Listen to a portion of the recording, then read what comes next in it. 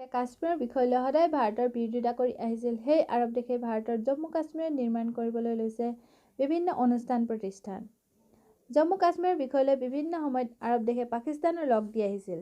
ভাৰতৰ কূটনৈতিক সম্পৰ্কৰ ফলত আৰৱ দেশে জম্মু কাশ্মীৰত নিৰ্মাণ কৰিবলৈ লৈছে এটা মেগা মল। নমস্কাৰ, N for you Assamese YouTube চেনেলটোলৈ মই আপোনালোক সকলোকে স্বাগতম জনাইছোঁ।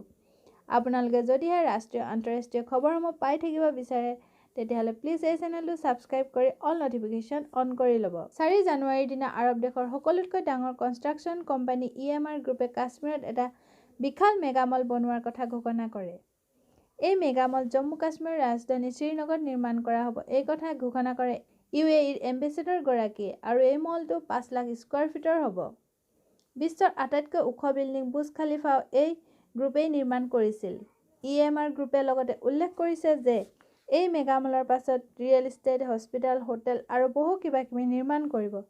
এই প্ৰজেক্টৰ কাম খুব সোনকালে আৰম্ভ হ'ব আৰু খুব সোনকালেই নিৰ্মাণ কাৰ্য সম্পূৰ্ণ কৰিব।